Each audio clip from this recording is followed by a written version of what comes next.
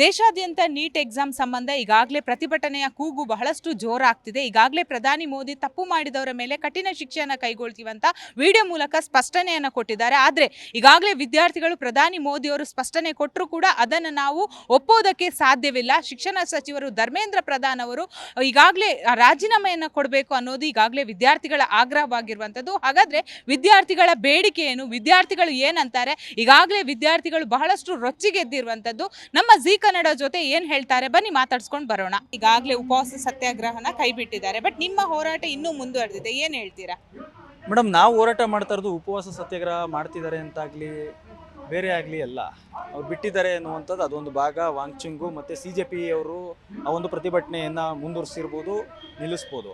ಆದರೆ SFI ಭಾರತ ವಿದ್ಯಾರ್ಥಿ ಸಂಘಟನೆಯಾಗಿ, ದೇಶದ ಬಹುದೊಡ್ಡ ವಿದ್ಯಾರ್ಥಿ ಸಂಘಟನೆಯಾಗಿ ಇವತ್ತು ವಿದ್ಯಾರ್ಥಿಗಳಿಗಾಗ್ತಾ ಇರೋಂಥ ಅನ್ಯಾಯವನ್ನು ಪ್ರಶ್ನೆ ಮಾಡುವಂಥದ್ದು ನಮ್ಮ ಕರ್ತವ್ಯ ಇದೆ. ಆ ಒಂದು ಕರ್ತವ್ಯವನ್ನು ಇವತ್ತು ದೇಶವ್ಯಾಪ್ತಿ ಇವತ್ತು ಮಾಡ್ತಾ ಇದ್ದೀವಿ ಮೇಡಮ್. ಏನಕ್ಕೆ ಅಂತಂದರೆ ನಮ್ಮ ಡಿಮ್ಯಾಂಡ್ಗಳು ಸ್ಪಷ್ಟವಾಗಿದ್ದಾವೆ. ಸರ್ಕಾರಗಳು ಮಾತನಾಡ್ತಾ ಇರೋದಕ್ಕೂ ನಮ್ಮ ಡಿಮ್ಯಾಂಡ್ಗೂ ಸಂಬಂಧ ಇಲ್ಲ. ನಮ್ಮ ಡಿಮ್ಯಾಂಡ್ ಹೇಳ್ತಾ ಇದ್ದೀವಿ, ಆದರೆ ನಮ್ಮ ಡಿಮ್ಯಾಂಡ್ಗೆ ತಕ್ಕಂಥ ಅವ್ರ ಉತ್ತರಗಳು ಬರ್ತಾ ಇಲ್ಲ. ನಾವು ಸ್ಪಷ್ಟವಾಗಿ ಹೇಳ್ತಾ ಇದ್ದೀವಿ, NTA ಏನಿದೆ ಅದು ರದ್ದಾಗಬೇಕು. ಕಳೆದ 7 ವರ್ಷಗಳು 2019ರಲ್ಲಿ ಪ್ರಾರಂಭ ಆಗ್ತದೆ. ಕಳೆದ 7 ವರ್ಷಗಳಲ್ಲಿ 89 ಪ್ರಶ್ನೆ ಪತ್ರಿಕೆಗಳು ಲೀಕ್ ಆಗಿದೆ. 48 ಪ್ರಶ್ನೆ ಮರು ಪರೀಕ್ಷೆಯನ್ನು ಮಾಡಿದ್ದಾರೆ. ಮತ್ತು 2024 ಹಗರಣನೂ ಕೂಡ ಗೊತ್ತು. Grace marks ಕೊಟ್ಟಿರೋದಾಗಿರ್ಬೋದು. 2024ರಲ್ಲೂ ಕೂಡ ಇಡೀ ದೇಶವ್ಯಾಪ್ತಿ ಪರೀಕ್ಷೆಯನ್ನು ರದ್ದು ಮಾಡ್ತಾರೆ ಅನ್ನುವಂಥ ವಾತಾವರಣವೂ ಕೂಡ ಸೃಷ್ಟಿಯಾಗಿತ್ತು. ಆ ಸಂದರ್ಭದಲ್ಲಿ ಸುಪ್ರೀಂ ಕೋರ್ಟ್ ಮಧ್ಯಪ್ರವೇಶ ಮಾಡಿ 1567 ವಿದ್ಯಾರ್ಥಿಗಳಿಗಷ್ಟೇ ನೀವು ಪರೀಕ್ಷೆಯನ್ನು ಮಾಡಿ ಅನ್ನುವಂಥದ್ದನ್ನು ಹೇಳ್ತು. ಈ ರೀತಿ ಹಲವಾರು ಸಾಲು ಈ ವರ್ಷದಲ್ಲೇ ತಗೋಬೇಕು ಅಂತಂದ್ರೂ ಕೂಡ CUET ಪರೀಕ್ಷೆಯನ್ನು ಮುಂದೂಡಿದ್ರು. CBSE ಮೌಲ್ಯಮಾಪನವನ್ನು ಸರಿಯಾಗಿ ಮಾಡೋಕ್ಕಾಗಿಲ್ಲ. ಈ ರೀತಿ ಸಾಲು ಆರೋಪಗಳು ಇವತ್ತು NTA ಸಂಸ್ಥೆಯಲ್ಲಿದೆ. ಮತ್ತು ಸರ್ಕಾರದ ಸಂಸ್ಥೆನ ಅಂದರೆ ಇಲ್ಲ, ಅದು ಅಟಾನಮಸ್ ಬಾಡಿ ಎನ್ನುವಂಥದ್ದು. UPSC ಪರೀಕ್ಷೆಗಳು ನಡೆಯುತ್ತವೆ, ಪೇಪರ್ ಲೀಕ್ ಆಗೋದಿಲ್ಲ, ಹಗರಣಗಳು ಬರೋದಿಲ್ಲ. ಆದರೆ NTA-ನಲ್ಲಿ ನಡೆಯುವಂಥ ಪರೀಕ್ಷೆಗಳು ಏನಕ್ಕೆ ಇವತ್ತು ಈ ರೀತಿ ಆಗ್ತಿದ್ದಾವೆ? ಆದ್ದರಿಂದ NTA-ಯನ್ನು ರದ್ದು ಮಾಡಬೇಕು. NTA-ಯನ್ನು ರದ್ದು ಮಾಡಿ UPSC ಥರ ಒಂದು ಕಾನ್ಸ್ಟಿಟ್ಯೂಷನಲ್ ಒಂದು ಬಾಡಿಯನ್ನು ರಚನೆ ಮಾಡಬೇಕು.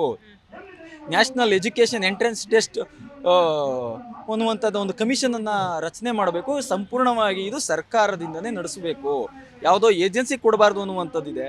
ಮತ್ತು ಈ ನೀಟನ್ನು ಕೂಡ ಇವತ್ತು ಬ್ಯಾನ್ ಮಾಡಿ ಅನ್ನುವಂಥದ್ದು ಹೇಳ್ತಾ ಇದ್ದೀವಿ. ಮೊದಲು ಯಾವ ರೀತಿ ರಾಜ್ಯಗಳಿಗೆ ಅವಕಾಶಗಳಿತ್ತೋ ಅದೇ ರೀತಿ ಮಾಡಬೇಕು ಅನ್ನುವಂಥದ್ದು ಕೂಡ ನಮಗೆ ಡಿಮ್ಯಾಂಡ್ ಇದೆ. ಇವತ್ತು ಗ್ರಾಮೀಣ ಪ್ರದೇಶದ ವಿದ್ಯಾರ್ಥಿಗಳಾಗಿರ್ಬೋದು, ಕನ್ನಡ ಮಾಧ್ಯಮದ ವಿದ್ಯಾರ್ಥಿಗಳಾಗಿರ್ಬೋದು, ತುಂಬ ಅನ್ಯಾಯ ಆಗ್ತಾಯಿದೆ. ನೀಟು ಇವತ್ತು ನಮಗೆ ಬೇಡ ಅನ್ನುವಂಥದ್ದಾಗಿರ್ಬೋದು. ಈಗೇನು ಹಗರಣ ಆಗಿದೆ, ನ್ಯಾಯಾಂಗ ತನಿಖೆಗೆ ಒಳಪಡಿಸ್ಬೇಕು. ಧರ್ಮೇಂದ್ರ ಪ್ರಧಾನವರು ರಾಜೀನಾಮೆಯನ್ನು ಕೊಡಬೇಕು. 21 ವಿದ್ಯಾರ್ಥಿಗಳ ಆತ್ಮಹತ್ಯೆ ಏನು ಮಾಡ್ಕೊಂಡಿದ್ದಾರೆ, ಅದಕ್ಕೆ ಇವತ್ತು ನೈತಿಕ ಹೊಣೆ ಇವತ್ತು ರಾಜೀನಾಮೆಯನ್ನು ಕೊಡಬೇಕು. ಈ ರೀತಿ ಹಲವಾರು ಡಿಮ್ಯಾಂಡನ್ನು ಇವತ್ತು ಹೋರಾಟವನ್ನು ಮಾಡ್ತಾ ಇದ್ದೀವಿ. ಮತ್ತು ನಾವು ಆಗ್ರಹ ಮಾಡ್ತಾ ಇದ್ದೀವಿ, ಧರ್ಮೇಂದ್ರ ಪ್ರಧಾನವರು ಏನಕ್ಕೆ ರಾಜೀನಾಮೆ ಕೊಡಬೇಕು ಅನ್ನುವಂಥದ್ದನ್ನು ಕೂಡ ನಾವು ಹೇಳ್ತಾ ಇದ್ದೀವಿ. ಇಷ್ಟು ಹಗರಣ ಮಾಡಿದ್ದೀರಿ, ಸರಿಯಾಗಿ ನೀವು ಶಿಕ್ಷಣ ಸಚಿವರಾಗಿ ಕೆಲಸ ಮಾಡೋದಕ್ಕಾಗಿಲ್ಲ, ರಾಜೀನಾಮೆ ಕೊಡಿ ಅಂತ.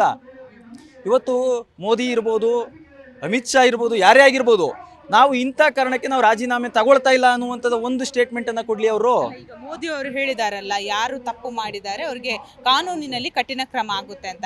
ಇಷ್ಟು ಹೇಳಿದ್ರು ಕೂಡ ನೀವು ಮತ್ತೆ ಮುಂದುವರಿಸ್ತೀರಾ? ನಿಮಗೆ ನಂಬಿಕೆ ಇಲ್ವಾ ಮೋದಿ ಹೇಳಿರುವ ಮಾತಲ್ಲಿ? ಕಠಿಣ ಕ್ರಮ ಅಂದರೆ ಯಾವ ರೀತಿ ಕ್ರಮ ತಗೊಳ್ತಾರೆ ಮೇಡಮ್? ಅಂದರೆ ಫಾಸ್ಟ್ ಟ್ರ್ಯಾಕ್ ಕೋರ್ಟ್ಗಳನ್ನು ಮಾಡಿಬಿಟ್ರೆ ಆಗೋದಿಲ್ಲ ಮೇಡಮ್. ಈಗಿರುವಂಥ ಎಷ್ಟು ಪ್ರಕರಣಗಳಲ್ಲಿ ಎಷ್ಟು ಪೇಪರ್ ಲೀಕ್ ಆಗಿದ್ದಾವೆ, ಎಷ್ಟು ಶಿಕ್ಷೆ ಆಗಿದೆ ಅನ್ನುವಂಥದ್ದನ್ನು ನಾವು ನೋಡಬೇಕಾಗ್ತದಲ್ಲ. ಈಗಿರುವಂಥದ್ದು 3 ವರ್ಷ 5 ವರ್ಷ ಹೊರಗಡೆ ಬರ್ತಾರೆ. ನಾವು ಆಗ್ರಹ ಮಾಡ್ತಾ ಇದ್ದೀವಿ, ಅವರಿಗೆ ಜೀವಾವಧಿ ಶಿಕ್ಷೆ ಆಗುವಂತೆ ನೀವು ತಿದ್ದುಪಡಿ ಮಾಡಬೇಕು. ಯಾರು ಪ್ರಶ್ನೆ ಪತ್ರಿಕೆ ಸೋರಿಕೆ ಮಾಡ್ತಾರೆ ಅದರೊಳಗಡೆ BJP ನಾಯಕರು ಇನ್ಕ್ಲೂಡ್ ಆಗಿದ್ರು ಕೂಡ, ಕಾಂಗ್ರೆಸ್ ನಾಯಕರೇ ಆಗಿರಲಿ, ಯಾವುದೇ ಪೊಲಿಟಿಕಲ್ ಪಾರ್ಟಿಯವರು ಕೂಡ ಇಂಥ ಪ್ರಶ್ನೆ ಪತ್ರಿಕೆ ಸೋರಿಕೆಯಲ್ಲಿ ಭಾಗಿಯಾಗಿದ್ರೆ ಅವ್ರಿಗೆ ಜೀವಾವಧಿ ಶಿಕ್ಷೆ ಆಗಬೇಕು ಅನ್ನುವಂಥದ್ದು ನಮ್ಮ ಆಗ್ರಹ. ನಿಮ್ಮ ಅಂದರೆ ಪ್ರತಿಭಟನೆ ಇನ್ನೂ ಕೂಡ ಮುಂದುವರಿಯುತ್ತೆ. ಯಾವುದೇ ರೀತಿಯಾದಂತಹ ನಿಮಗೆ ನ್ಯಾಯ ದೊರಕುವವರೆಗೆ ಇದೇ ರೀತಿ ನೀವು ಮುಂದುವರಿಸ್ತೀರಾ ವಿದ್ಯಾರ್ಥಿಗಳು? ಖಂಡಿತವಾಗಿಯೂ ನಮ್ಮ ಬೇಡಿಕೆಗಳೇನಿದ್ದಾವೆ ಅದು ಬಗೆಹರಿಯ ತನಕ ನಾವು ನಮ್ಮ ಹೋರಾಟವನ್ನು ಮುಂದುವರಿಸ್ತೀವಿ. ಯಾವುದಕ್ಕೂ ಕೂಡ ಪೊಲೀಸ್ನವರು ಲಾಠಿ ಏಟು ಹೊಡಿಬೋದು, ಬೂಟ್ನಲ್ಲಿ ಹೊಡಿಬೋದು, ಏನೇ ಮಾಡ್ಬೋದು. ವಿದ್ಯಾರ್ಥಿಗಳು ಎದೆಗೆ ಅವರು ಗುಂಡು ಹೊಡೆದ್ರು ಕೂಡ ಮುಂದೆ ಹೋಗ್ತೀವಿ ಹೊರತು ಹಿಂದೆ ಸರಿಯೋ ಮಾತಿಲ್ಲ. ನಮ್ಮ ಹೋರಾಟ ವಿದ್ಯಾರ್ಥಿಗಳ ಪರವಾಗಿ ಯಾವಾಗಲೂ ಕೂಡ ಇರುತ್ತೆ, ಈಗಲೂ ಇದೆ, ಮುಂದೆ ಇರುತ್ತೆ ಮೇಡಮ್. ವಾಂಗ್ಚುಕ್ ಉಪವಾಸವನ್ನು ಬಿಟ್ಟಿದ್ದಾರೆ. ಸೊ ಎಲ್ಲೋ ಒಂದು ಕಡೆ ಅವ್ರು ಬಿಟ್ಟಿರೋದು ನಿಮ್ಗೆ ಏನಾದರೂ ಹಿನ್ನಡೆ ಆಗುತ್ತಾ? ಖಂಡಿತ ಇಲ್ಲ ಮೇಡಮ್. ವಾಂಗ್ಚುಂಗ್ ಅವ್ರನ್ನ ಯಾವಾಗ ಬಂಧನ ಮಾಡಿದ್ರೋ ಆಸ್ಪತ್ರೆ ಹೆಸರಿನಲ್ಲಿ, ಅದು ನೆಕ್ಸ್ಟ್ ಡೇನೇ SFI all India president Adarsh ಅವರಾಗಿರ್ಬೋದು, ಹಲವರು ಕೂಡ SFI ರಾಷ್ಟ್ರೀಯ ನಾಯಕರು ಕೂಡ ಉಪವಾಸ ಕೂತಿದ್ದಾರೆ ಅದೇ ಜಂತರ್ ಮಂತರಲ್ಲಿ. ಒಬ್ಬ ವಾಂಗ್ಚುಗ್ ಅವ್ರದ್ದು ಆರೋಗ್ಯ ಅವ್ರದ್ದು ಜೀವವನ್ನು ನಾವು ಪರಿಗಣನೆಗೆ ತಗೋಬೇಕು. ಅವರು ಕೂಡ ಮುಂದೆ ಹೋರಾಟದಲ್ಲಿ ಭಾಗವಹಿಸ್ತಾರೆ, ಬಿಟ್ಟಿರ್ಬೋದು. ಆದರೆ ಇನ್ನೂ ಮುಂದಿನ ದಿನಗಳಲ್ಲಿ ಹಲವಾರು ಜನ ಉಪವಾಸ ಕೂತಿದ್ದಾರೆ. ನಾವು ಮುಂದಿನ ದಿನಗಳಲ್ಲೂ ಬೆಂಗಳೂರಲ್ಲೂ ದೊಡ್ಡ ಪ್ರಮಾಣದಲ್ಲಿ ನಾವು ಮಾಡೋಕ್ಕೆ ತಯಾರಿದ್ದೀವಿ ಮೇಡಮ್. ಭಾರತ ವಿದ್ಯಾರ್ಥಿ ಫೆಡರೇಷನ್ SFI ಸಂಘಟನೆ ನೇತೃತ್ವದಲ್ಲಿ ದೇಶದಾದ್ಯಂತ ಎಲ್ಲ ರಾಜ್ಯಗಳಲ್ಲಿ ಮತ್ತು ಕ್ಯಾಂಪಸ್ ಲೆವೆಲಲ್ಲಿ ವಿದ್ಯಾರ್ಥಿಗಳು ಬೀದಿಗಿಳಿದು ಕ್ಯಾಂಪಸ್ಗಳನ್ನು ಬಿಟ್ಟು ಹೋರಾಟ ಮಾಡಬೇಕು ಅಂತಕ್ಕಂಥದ್ದಕ್ಕೆ ಭಾರತ ವಿದ್ಯಾರ್ಥಿ ಫೆಡರೇಷನ್ SFI ಸಂಘಟನೆ ಕರೆ ಕೊಟ್ಟಿದೆ. ಮುಖ್ಯ ಬೇಡಿಕೆ ಇರೋದು ಇಷ್ಟೇ ನಮ್ಮದು. ಧರ್ಮೇಂದ್ರ ಪ್ರಧಾನ್ ಅಂತಕ್ಕಂಥವರು ಶಿಕ್ಷಣ ಸಚಿವರಾಗಿ ಕೆಲಸ ಮಾಡೋದಕ್ಕೆ ಅವರಿಗೆ ನೈತಿಕ ಹೊಣೆ ಇಲ್ಲ, ರಾಜೀನಾಮೆ ಕೊಡಬೇಕು. ಅವರ ರಾಜೀನಾಮೆಯನ್ನು ಕೇಂದ್ರ ಸರ್ಕಾರ ತಕ್ಷಣ ಪಡಿಬೇಕು. ಇನ್ನೊಂದು 23-22 ಲಕ್ಷ ವಿದ್ಯಾರ್ಥಿಗಳಿಗೆ ಅನ್ಯಾಯ ಆದಾಗಲೂ ಕೂಡ ಮೌನ ವಹಿಸಿರ್ತಕ್ಕಂಥ ಕೇಂದ್ರ ಸರ್ಕಾರದ ನರೇಂದ್ರ ಮೋದಿ ಸರ್ಕಾರ ಏನಿದೆ, ಅವರು ತಕ್ಷಣಕ್ಕೆ ಈ ದೇಶದ ವಿದ್ಯಾರ್ಥಿಗಳ ಮುಂದೆ ಬಂದು ಕ್ಷಮೆ ಯಾಚಿಸಬೇಕು. ಜಂತರ್ ಮಂತರ್ನಲ್ಲಿ ನಡೆದಂಥ ಘಟನೆ ಏನಿದೆ, ಅದು ವಿದ್ಯಾರ್ಥಿಗಳ ಮೇಲೆ ನಡೆದಿರ್ತಕ್ಕಂಥ ದಾಳಿ, ಅದು ಪ್ರಜ್ಞಾಪೂರ್ವಕವಾಗಿ ಕೇಂದ್ರ ಸರ್ಕಾರನೇ ನಡೆಸಿರ್ತಕ್ಕಂಥ ದಾಳಿ. ಹಾಗಾಗಿ ಅದನ್ನು ಕೂಡ ನಾವು ಖಂಡಿಸ್ತೀವಿ. ಆ ಕಾರಣಕ್ಕೂ ಕೂಡ ನರೇಂದ್ರ ಮೋದಿ ಅವರು ದೇಶದ ಮುಂದೆ ಕ್ಷಮೆಯನ್ನು ಕೇಳಬೇಕು ಅಂತಕ್ಕಂಥ ಒತ್ತಾಯವನ್ನು ಮಾಡ್ತೇವೆ. ಜೊತೆಗೆ NT ಅಂತಕ್ಕಂಥದ್ದು, NTಯಲ್ಲಿ ನಡೀತಾ ಇರ್ತಕ್ಕಂಥದ್ದು ಎಲ್ಲವೂ ಕೂಡ ಸ್ಕ್ಯಾಮ್ ಆಗ್ತಾ ಇದೆ. ಯಾಕೆ? ಪ್ರಶ್ನೆಗಳು, ಪತ್ರಿಕೆಗಳು ಎಲ್ಲವೂ ಸೋರಿಕೆ ಆಗುತ್ತೆ. ಯಾಕೆ? ಮಾಫಿಯಾ ನಡೀತಾ ಇದೆ ಇಲ್ಲ. ಈ ಮಾಫಿಯಾ ಯಾವುದರಿಂದ ನಡೀತಾ ಇದೆ ಅಂದರೆ ಕೋಚಿಂಗ್ ಸೆಂಟರ್ಗಳ ಮೂಲಕ ನಡೀತಾ ಇದೆ. ಆ ಕೋಚಿಂಗ್ ಸೆಂಟರ್ಗಳನ್ನು ರದ್ದು ಮಾಡೋದಕ್ಕೆ ಅಥವಾ ಆ ಕೋಚಿಂಗ್ ಸೆಂಟರ್ಗಳನ್ನು ಬಂದ್ ಮಾಡೋದಕ್ಕೆ ಕೇಂದ್ರ ಸರ್ಕಾರಕ್ಕೆ ತಾಕತ್ತಿಲ್ವಾ ಅಂತಕ್ಕಂಥ ಪ್ರಶ್ನೆ ನಮ್ಮ ಮುಂದಿದೆ. ಅದನ್ನು ಮಾಡ್ತಾ ಇಲ್ಲ. ಅದ್ರ ಜೊತೆಗೇನೆ ನಾವು ಕೇಳ್ತಾ ಇದ್ದೀವಿ, ಇನ್ನೊಂದು ಈ ನೀಟ್ ಅಂತಕ್ಕಂಥದ್ದು ಬೇಕಾಗಿಲ್ಲ, ರಾಜ್ಯಗಳಿಗೆ ಅಧಿಕಾರ ಬೇಕು. ಶಿಕ್ಷಣ ಅಂತಕ್ಕಂಥದ್ದು ಸಮವರ್ತಿ ಪಟ್ಟಿಯಲ್ಲಿರ್ತಕ್ಕಂಥದ್ದು. ಹಾಗಾಗಿ ರಾಜ್ಯಗಳೇ ಮೆಡಿಕಲ್ ಸೀಟ್ಗಳನ್ನು ಆಯ್ಕೆ ಮಾಡಿಕೊಳ್ಳುವಂಥ ಅಧಿಕಾರವನ್ನು ಕೊಡಬೇಕು. ರಾಜ್ಯಗಳಿಗೆ ಆ ಅಧಿಕಾರ ಸಿಕ್ಕರೆ ಆಯಾ ರಾಜ್ಯಗಳಲ್ಲೇ ಸೀಟ್ಗಳು ಸಿಗ್ತವೆ, ವಿದ್ಯಾರ್ಥಿಗಳಿಗೆ ಅನುಕೂಲ ಆಗುತ್ತೆ. ಹಾಗಾಗಿ ಅದನ್ನು ಕೂಡ ಅವಕಾಶ ಮಾಡಿಕೊಡ್ಬೇಕು. ನೀಟನ್ನು ರದ್ದು ಮಾಡಬೇಕು, ರಾಜ್ಯಗಳಿಗೆ ಅಧಿಕಾರವನ್ನು ಕೊಡಬೇಕು. ಎಲ್ಲೋ ಒಂದು ಕಡೆ ಇಲ್ಲಿ ರಾಜಕಾರಣ ನಡೀತಾ ಇದೆ ಅಂತ ನಿಮ್ಗೆ ಅನ್ಸಲ್ವಾ? ಈಗ ಮೋದಿ ಕೂಡ ಅವರು ಉಪವಾಸ ಸತ್ಯಾಗ್ರಹ ಕೈಬಿಟ್ಟಿದ್ದಾರೆ, ಮೋದಿ ಕೂಡ ಕಠಿಣ ಕ್ರಮವನ್ನು ಕೈಗೊಳ್ತೀವಿ ಅಂತ ಹೇಳ್ತಿದ್ದಾರೆ. ಮತ್ತೊಂದು ಕಡೆ ಕಾಂಗ್ರೆಸ್ ನಾಯಕರು ಕೂಡ ನಿಮಗೆ ಸಪೋರ್ಟ್ ಮಾಡ್ತಾರೆ. ಎಲ್ಲೋ ಒಂದು ಕಡೆ ರಾಜಕೀಯದ ನಡುವೆ ವಿದ್ಯಾರ್ಥಿಗಳು ಬಲಿಪಶು ಆಗ್ತಾ ಇದ್ದಾರೆ ಅಂತ ನಿಮ್ಗೆ ಅನ್ಸಲ್ವಾ? ಭಾರತ ಪ್ರಜಾಪ್ರಭುತ್ವ ವ್ಯವಸ್ಥೆ. ಹಾಗಾಗಿ ಪ್ರಜಾಪ್ರಭುತ್ವ ವ್ಯವಸ್ಥೆಯಲ್ಲಿ ಪ್ರಶ್ನೆಗಳನ್ನು ಕೇಳೋದು ಎಲ್ಲರಿಗೂ ಅಧಿಕಾರ ಇದೆ. ಇದರಲ್ಲಿ ರಾಜಕೀಯ ಸೇರ್ಕೊಂಡಿದೆ ಅಂತಕ್ಕಂಥದ್ದನ್ನು ನಾನೇನು ಅಲ್ಗಳೆಯಲ್ಲ. ಆದರೆ ರಾಜಕೀಯ ಸೇರ್ಕೊಂಡಾಗಲೂ ಕೂಡ ನೈಜ ಪ್ರಶ್ನೆಗಳಿಗಾಗಿ ಹೋರಾಟ ಮಾಡೋರು ಹೆಚ್ಚಿನ ಸಂಖ್ಯೆಯಲ್ಲಿದ್ದಾರೆ ಅಂತಕ್ಕಂಥದ್ದನ್ನು ನಾವು ಮರಿಬಾರ್ದು ಅಂತಕ್ಕಂಥದ್ದು ನನ್ನ ಉತ್ತರ. ಇಲ್ಲಿ ನೈಜ ಪ್ರಶ್ನೆಗಳನ್ನು ಎತ್ಕೊಂಡೇ ಹೋರಾಟ ಮಾಡ್ತಾ ಇರೋರು ಸಾವಿರಾರು ಸಂಖ್ಯೆಯಲ್ಲಿರುವಾಗ ಯಾರೋ ಒಬ್ಬರು ಬಂದು ರಾಜಕೀಯ ಮಾಡ್ತಾರಂತಂದರೆ ಅದು ಅಲ್ಲ. ಅದನ್ನು ನಾವು ಮುಖ್ಯ ಪ್ರಶ್ನೆ ಅಂತ ತಗೋಬೇಕಾದಂಥ ಅಗತ್ಯ ಇಲ್ಲ ಅಂತ ನನಗನ್ಸುತ್ತೆ. ಪ್ರಜಾಪ್ರಭುತ್ವದಲ್ಲಿ ಎಲ್ಲವೂ ಕೂಡ ಇರುತ್ತೆ. ಆದರೆ ಸರಿದಾರಿ ಯಾವುದು ಅಂತಕ್ಕಂಥದ್ದನ್ನು ಹುಡುಕಾಟ ಇದೆಯಲ್ಲ, ಆ ಹುಡುಕಾಟವನ್ನು ಇವತ್ತು ವಿದ್ಯಾರ್ಥಿಗಳು ನಡೆಸಿದ್ದಾರೆ. ಆ ಹುಡುಕಾಟದ ಜೊತೆಗೆ ನಾವು ನಿಲ್ಲಬೇಕಾಗಿದೆ. ಮ್ಯಾಮ್, ಇದು ಒಂದು ಸ್ಮಾಲ್ ಮೂಮೆಂಟ್ ಅಲ್ಲ, ಇದು ಎಷ್ಟೋ ವರ್ಷಗಳಿಂದ ಇದು ನಡೀತಾ ಇರೋದೇ, ಯಾವಾಗ್ಲಿಂದನೂ ನಾವು ಮಾಡ್ಕೊ ಬರ್ತಿರೋದೆ. ಈ CJP ಪ್ರೊಟೆಸ್ಟ್ ಡೆಲ್ಲಿಯಲ್ಲಿ ಆಗೋಕ್ಕೆ ಮುಂಚೆ ನಾವು ಬ್ಯಾಂಗ್ಳೂರಲ್ಲಿ ಟೌನ್ ಹಾಲ್ ಮುಂದೆ ಒಂದು ಪ್ರೊಟೆಸ್ಟ್ ಮಾಡಿದ್ವಿ SFI ಕಡೆಯಿಂದ. ನಾವು ಅಲ್ಲಿ ಹೋಗ್ತಿದ್ದಂಗೆ ನಮ್ಮ ಪೊಲೀಸ್ ಅವ್ರು ನಮ್ಮನ್ನ ಹೇಳ್ಕೊಂಡು ಹೋಗ್ಬಿಟ್ರು. ನಾವೊಂದು ಸ್ಲೋಗನ್ ಹಾಕಿಲ್ಲ. ಗವರ್ಮೆಂಟ್ ಇದ್ದಿದ್ದು ಇದೇ ಕಾಂಗ್ರೆಸ್ ಗವರ್ಮೆಂಟ್ ಅಥವಾ ಬಿಜೆಪಿ? ರೀಸೆಂಟ್ ಆಗಿ 21 ಸ್ಟೂಡೆಂಟ್ಸ್ ಹತ್ತೋದಾಗ ಅವಾಗಲೇ ಈ ಥರ ಎಲ್ಲ ನಡೀತು. ಅಂದರೆ ನಮ್ಮ ಸ್ಟೂಡೆಂಟ್ಸ್ನ ಅವ್ರು ಹೆಂಗೆ ಟ್ರೀಟ್ ಮಾಡ್ತಿದ್ದಾರೆ ಅಂದರೆ ಕ್ರಿಮಿನಲ್ಸ್ ಥರ ಟ್ರೀಟ್ ಮಾಡ್ತಿದ್ದಾರೆ. ಅವರು ಎಷ್ಟೋ ಕ್ರಿಮಿನಲ್ಸ್ ಇದ್ದಾರೆ ನಮ್ಮ ಕಂಟ್ರಿಯಲ್ಲಿ, ಓಪನಲ್ಲಿ ತಿರುಗಾಡ್ತಿದ್ದಾರೆ ಕ್ರೈಮ್ ಮಾಡಿ. ಮತ್ತು ಎಷ್ಟೋ ಮಿಸ್ಟೇಕ್ಸ್ಗಳು ನಡೀತಿದ್ದಾವೆ ನಮ್ಮ ದೇಶದಲ್ಲಿ. ಪಾಲಿಟಿಕಲ್ ಲೀಡರ್ಸ್ ಇದ್ದಾರೆ, ಎಷ್ಟೋ ಕ್ರಿಮಿನಲ್ಸ್, ಎಲ್ಲ ಗೊತ್ತಿದ್ದು ಕೂಡ ಅವ್ರನ್ನ ಸುಮ್ಮನೆ ಬಿಟ್ಟಿದ್ದಾರೆ ರೋಡ್ಗೆ. ಆದರೆ ನಾವು ನಮ್ಮ ರೈಟ್ಸ್ನ ಕೇಳಿದ್ರೆ ಅವ್ರು ನಮ್ಮನ್ನ ಅರೆಸ್ಟ್ ಮಾಡ್ತಿದ್ದಾರೆ. ಅಂದರೆ ನಮ್ಮ ದೇಶದಲ್ಲಿ ನಮ್ಮ ರೈಟ್ಸ್ನ ಕೇಳೋದು ಕೂಡ ತಪ್ಪಾ? ನಮ್ಮ ಕಾನ್ಸ್ಟಿಟ್ಯೂಷನ್ನೇ ನಮ್ಮ ರೈಟ್ಸ್ನ ಕೇಳಬೇಕು ಅನ್ನೋದೊಂದು ಕೊಟ್ಟಿದೆ ನಮಗೆ. ಅಂಬೇಡ್ಕರ್, ಈ ಥರ ಗ್ರೇಟ್ ಲೀಡರ್ಸ್ ಇದ್ದಾರೆ ಸರ್. ಲಾಸ್ಟ್ ಟೈಮ್ ನಾನು ನೋಡ್ಬೋದು, ಬ್ಯಾಂಗ್ಳೂರಲ್ಲಿ CJP ಪ್ರೊಟೆಸ್ಟ್ ನಡೆದಾಗ ಅವತ್ತು ಚೆಗುವೆರಾ ಅವ್ರ ಬರ್ತ್ ಆ್ಯನಿವರ್ಸರಿ ಇತ್ತು. ಅಂದರೆ ನಾವು ಆ ಥರದ್ದೊಂದು ರೆವಲ್ಯೂಷನ್ ಇವಾಗ ಕ್ರಿಯೇಟ್ ಆಗ್ತೈತೆ ನಮ್ಮ ಇಂಡಿಯಾದಲ್ಲಿ. ನೇಪಾಳಲ್ಲಿ ಹೇಗೆ ಜನ್ಸಿ ಹೋರಾಟ ನಡೆಯುತ್ತೋ, ನಮ್ಮ ದೇಶ ಇನ್ನೂ ಬದಲಾಗಿಲ್ಲ, ನಮ್ಮ ಪೊಲಿಟಿಕಲ್ ಲೀಡರ್ಸ್ ಇನ್ನೂ ಬದಲಾಗಲ್ಲ ಅಂದರೆ ಈ ಹೋರಾಟಗಳು ಹೀಗೆ ನಡೆಯುತ್ತೆ, ಇನ್ನೂ ವರ್ಸ್ ಸಿಚುವೇಶನ್ ಬರುತ್ತೆ. ನಮ್ಮ ಇಂಡಿಯಾದಲ್ಲಿ ನಾವು ನೋಡ್ಬೋದು, ನಮ್ಮ ಮೆಜಾರಿಟಿ ಯೂತ್ಸೇ ಇದ್ದೀವಿ. ಮೋರ್ ದೆನ್ 60% ಯೂತ್ಸ್ ಇದ್ದೀವಿ ಇಂಡಿಯಾದಲ್ಲಿ. ನಾವು ಹೋಟ್ ಹಾಕೋಕ್ಕೆ ನಾವು ಬೇಕು, ಅವ್ರಿಗೆ ಹೋಟ್ ಹಾಕೋಕ್ಕೆ, ಅವ್ರನ್ನ ಗೆಲ್ಸ್ಕೊಳ್ಳೋಕೆ ನಾವು ಬೇಕು. ಅದು ಆದರೆ ನಮ್ಗೇನಾದರೂ ಬೇಕು, ನಮ್ಮ ರೈಟ್ಸ್ನ ನಾವು ಕೇಳೋದಾದ್ರೆ ಇದು ಬೇಡ, ನಮಗೆ ಬೇರೆದು ಬೇಕು ಅಂತ ನಾವು ಕೇಳ್ತಿದ್ರೆ ಅದನ್ನ ಮಾಡೋಕ್ಕೆ ರೆಡಿ ಇಲ್ಲ. NTA ಒಂದು ನಾನ್ ಗೌರ್ಮೆಂಟ್ಸ್, ಅದು ಒಂದು ಪ್ರೈವೇಟ್ ಆರ್ಗನೈಸೇಷನ್, ಏನಕ್ಕೆ ಗೌರ್ಮೆಂಟಿಗೆ ನಡ್ಸೋಕ್ಕಾಗಲ್ವಾ? ನಮ್ಮ ಗೌರ್ಮೆಂಟ್ CET ನಡೆಸ್ತಿದೆ, ಪೊಲೀಸ್ ಎಕ್ಸಾಮ್ಗಳು ನಡೆಸ್ತಿದ್ದಾವೆ, ಎಷ್ಟೋ ಎಕ್ಸಾಮ್ಸ್ಗಳು ನಡೆಸ್ತಿದೆ. ಗೌರ್ಮೆಂಟೇ ನಡೆಸಲಿ ಅನ್ನೋದು ನಾವು ಕೇಳ್ತಿರೋದೇನು ತಪ್ಪಲ್ಲ ಅಲ್ವಾ? ಅದಕ್ಕೆ 26 ಡೇಸ್ ಹಂಗರ್ ಸ್ಟ್ರೈಕ್ ಮಾಡಿದ್ರು ಅವ್ರಿಗೆ ಅದು ವ್ಯಾಲ್ಯೂನೇ ಇಲ್ಲ. ನೀನು ತಿಂತೀಯೋ ಬಿಡ್ತೀಯೋ ಅದು ನನಗೇನಕ್ಕೆ? ನಿನ್ನ ಲೈಫ್ ನಿನ್ನಿಷ್ಟ, ನೀನು ಸಾಯ್ತೀಯೋ ಬಿಡ್ತೀಯೋ ನನಗೇನಕ್ಕೆ? ಅಂದರೆ ನಾವು ಸತ್ರು ಕೂಡ ಅವ್ರಿಗೆ ಪ್ರಯೋಜನ ಇಲ್ಲ. 21 ಸ್ಟೂಡೆಂಟ್ಸ್ ಸತ್ತೋಗಿದ್ದಾರೆ. They are the future of a country ಅಲ್ವಾ? ಅವ್ರು ಬದುಕಿದ್ರೆ ಅವ್ರ ಫ್ಯಾಮ್ಲಿಗೆ ಅವ್ರು ನೋಡ್ಕೋತಿದ್ರು, ಎಷ್ಟು ಚೆನ್ನಾಗಿರ್ತಿತ್ತು. ಆದರೆ ಇವತ್ತು ಆ ಸ್ಟೂಡೆಂಟ್ಸ್ ಆಗಿ ನಾವು ಈ ಒಂದು ಮೂಮೆಂಟ್ನ ಇನ್ನೂ ತುಂಬ ಫಾರ್ ಆಗಿ ತಗೊಂಡು ಹೋಗ್ತೀವಿ. ರಾಜ್ಭವನ್ ಚಲೋ ಅಂತ ಹೇಳ್ತಿದ್ದೀವಿ, ರಾಜ್ಭವನ್ಗೂ ಕೂಡ ನಾವು ನುಗ್ತೀವಿ, ನಾವು ವಿಧಾನಸೌಧನೂ ಕೂಡ ನುಗ್ತೀವಿ. ಅಷ್ಟು ಕೆಪಾಸಿಟಿ ನಮ್ಮ ಸ್ಟೂಡೆಂಟ್ಸ್ಗಿದೆ. ಅದು ನಮ್ಮ ಗೌರ್ಮೆಂಟ್ ಅರ್ಥ ಮಾಡ್ಕೋಬೇಕು.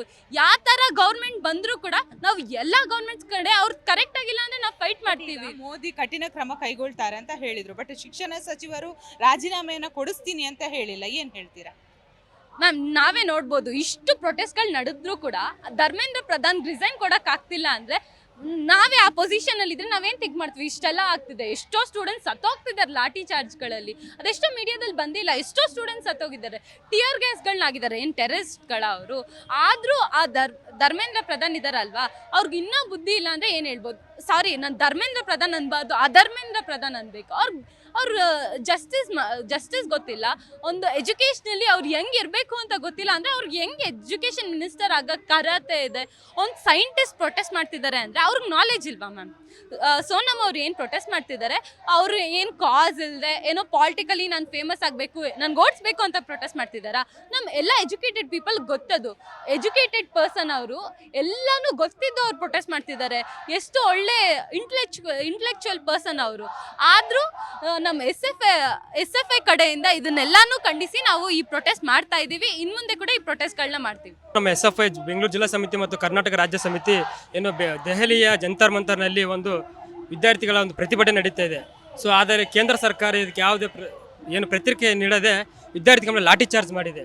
ಸೊ ಈ ಲಾಠಿ ಚಾರ್ಜಲ್ಲಿ ಹಲವಾರು ಪೊಲೀಸರು ಅಥವಾ ಗೂಂಡಗಳು ಅಂತ ಗೊತ್ತಾಗಿಲ್ಲ. ಸೊ ಒಬ್ಬ ಲಾಠಿ ಚಾರ್ಜ್ ಮಾಡಬೇಕಂದ್ರೆ ಸುಪ್ರೀಂ ಕೋರ್ಟ್ ಒಂದು ಮಹಾನ್ ಐತಿಹಾಸಿಕ ತೀರ್ಪಿದೆ. ಏನು, ಒಬ್ಬ ಪೊಲೀಸ್ ಕಾರ್ಯನಿರ್ವಹಿಸಬೇಕಾದ್ರೆ ಒಂದು ನೇಮ್ ಟ್ಯಾಗ್ ಇರಬೇಕು ಮತ್ತು ಯೂನಿಫಾರ್ಮಲ್ಲಿ ಇರಬೇಕಂತಿದೆ. ಆದರೆ ಕೇಂದ್ರ ಸರ್ಕಾರ ಗೃಹ ಮಂತ್ರಿ ಅಮಿತ್ ಶಾ ಅವರು ಇದು ಯಾವ ರೀತಿ ಅವರು ಆದೇಶ ಕೊಟ್ಟಿದ್ದಾರೋ ಗೊತ್ತಿಲ್ಲ. ಅದರಲ್ಲಿ ಎಷ್ಟೋ ಜನ ಗೂಂಡಗಳ ಪರವಾಗಿ, ಕೇಂದ್ರ ಸರ್ಕಾರದ ಪರವಾಗಿ ಗೂಂಡಗಳ ಥರ ಬಂದು ವಿದ್ಯಾರ್ಥಿಗಳ ಮೇಲೆ ಪ್ರತಿಭಟನೆ ಮಾಡಿದ್ದಾರೆ. ಸೊ ಏನು, ನಾವು ಧರ್ಮೇಂದ್ರ ಪ್ರಧಾನ್ ಅವರ ಅಪ್ಪನ ಮನೆ ಆಸ್ತಿ ಕೇಳ್ತಾ ಇಲ್ಲ, ವಿದ್ಯಾರ್ಥಿಗಳಿಗೆ ಅನ್ಯಾಯ ಆಗಿದೆ, ಅವರು ರಾಜೀನಾಮೆ ಕೊಡಬೇಕು. ಅವರು ಯಾವುದೇ ರೀತಿಯ ಹೊಣೆಗಾರಿಕೆ ಅಥವಾ ನೈತಿಕತೆ ಇಲ್ಲ, ಅವರು ಪ್ರಧಾನಮಂತ್ರಿ ಆಗಿರೋಂಥ ಯೋಗ್ಯತೆಯೂ ಇಲ್ಲ, ಅವ್ರಿಗಿಲ್ಲ. ಸೊ ಹಾಗಾಗಿ, ಯಾಕಂದರೆ ಅವ್ರ ಮಕ್ಕಳು ಯಾರು ಇಲ್ಲಿ ಓದ್ತಾ ಇಲ್ಲ, ಯಾವ ಪ್ರತಿಭಟನೆ ಅವ್ರ ಮಕ್ಕಳು ಯಾರು ರಾಜಕಾರಣಿ ಮಕ್ಕಳು ಓದ್ತಾ ಇಲ್ಲ. ಸೊ ಅವ್ರ ಮಕ್ಕಳೆಲ್ಲ ಫಾರಿನಲ್ಲಿ ಸ್ಟಡಿ ಮಾಡ್ಕೊಂಡು ಆರಾಮಾಗಿದ್ದಾರೆ. ಯಾಕೆ ನಮ್ಮ ಇಂಡಿಯಾದಲ್ಲಿ ಎಜುಕೇಷನ್ ಚೆನ್ನಾಗಿಲ್ವಾ? ನಮ್ಮ ಮಕ್ಕಳೆಲ್ಲ ಓದಿಸ್ಬೇಕಿಲ್ಲ ರಾಜಕಾರಣಿಗಳು, ಯಾಕೆ ಓದಿಸ್ತಾ ಇಲ್ಲ?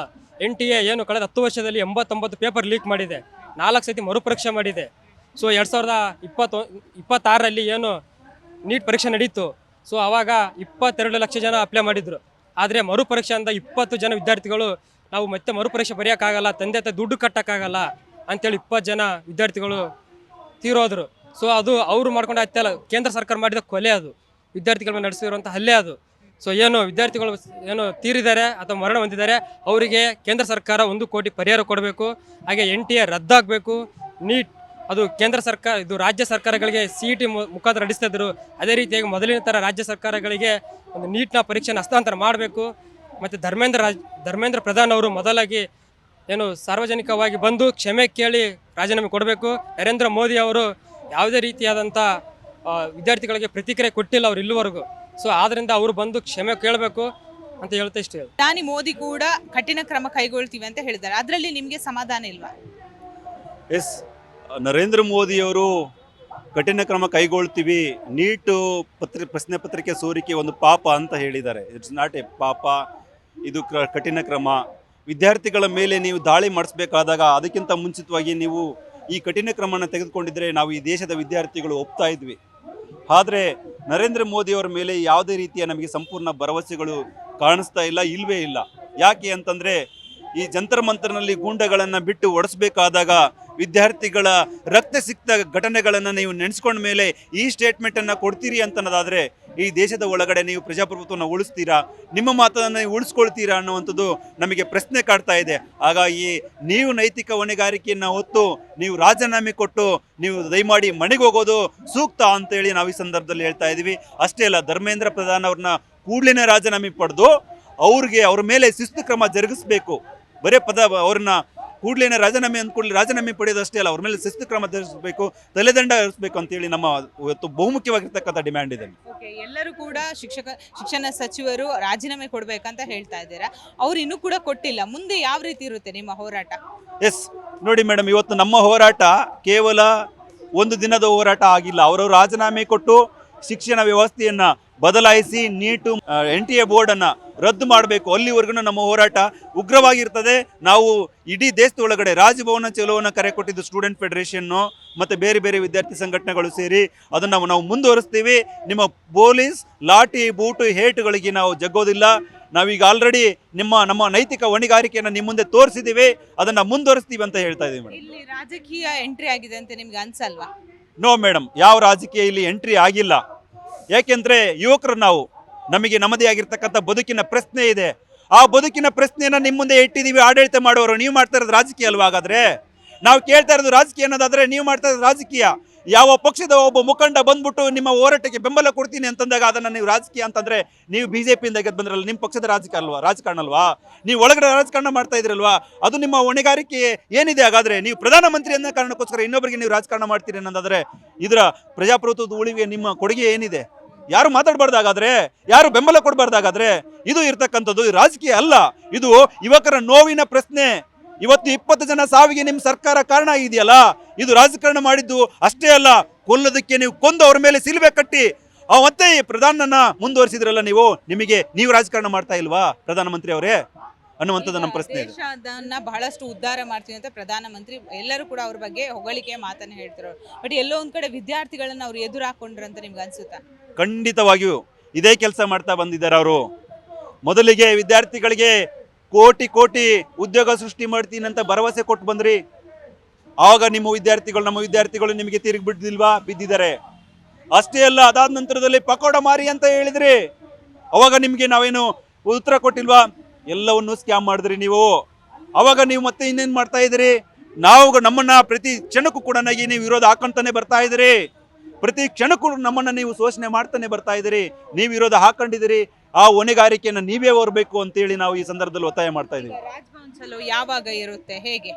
ಮೇಡಮ್, ರಾಜಭವನ ಚಲೋ ನಮ್ಮ ಹಿತದೃಷ್ಟಿ ಏನಂತಂದ್ರೆ ರಾಜಭವನ ಚಲೋ ಇಡೀ ದೇಶದಲ್ಲಿ ಮಾಡಬೇಕು ಅಂತ ನಾವು ಹೊರಟಿದ್ದೇವೆ.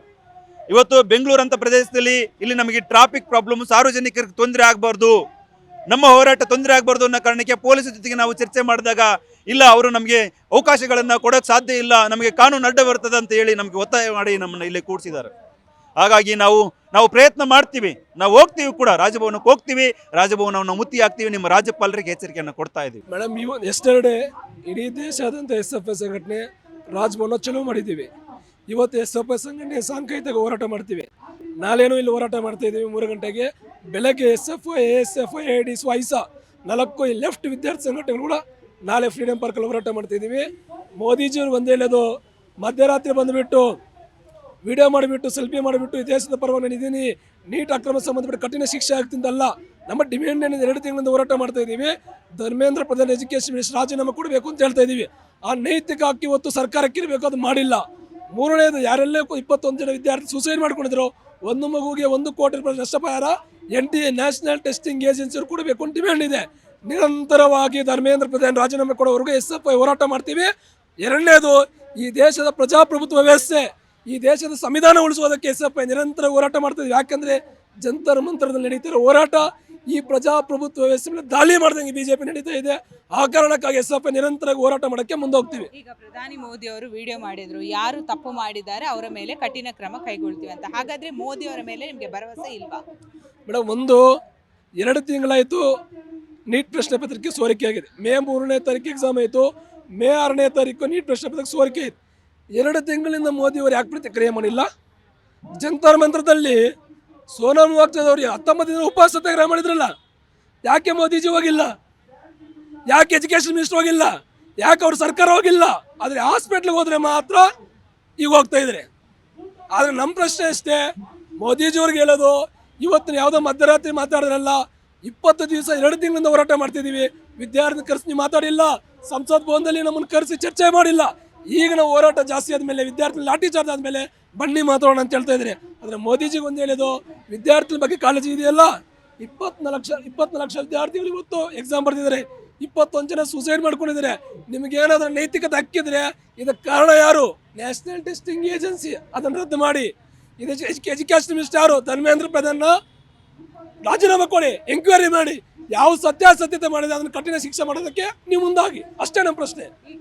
ಶಿಕ್ಷಣ ಸಚಿವರನ್ನ ಎಲ್ಲೂ ಕೂಡ ಅವರು ತಪ್ಪು ಮಾಡಿದ್ದಾರೆ ಅಂತ ಅವರ ಪಕ್ಷದಲ್ಲಿರೋರು ಹೇಳ್ತಾ ಇಲ್ಲ. ಇದರ ಬಗ್ಗೆ ಏನು ಹೇಳ್ತೀರಾ?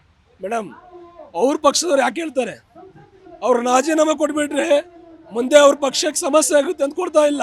ಈಗ ನಾನು ಹೇಳೋದು BJP ನಾಯಕರಿಗೆ, 24 ಲಕ್ಷ ವಿದ್ಯಾರ್ಥಿಗಳನ್ನು ನಿಮ್ಮ ಮಕ್ಕಳಿದ್ದಾರೆ, ನೀಟ್ ಎಕ್ಸಾಮ್ ಹಗರಣ ಆಗಿದೆ, ಒಂದಲ್ಲ ಕಳೆದ 11 ವರ್ಷಗಳಲ್ಲಿ 89 ನೀಟ್ ಹಗರಣ ಆಗಿದೆ. ರೀ ಎಕ್ಸಾಮ್ 40 ಎಕ್ಸಾಮ್ ಆಗಿದೆ.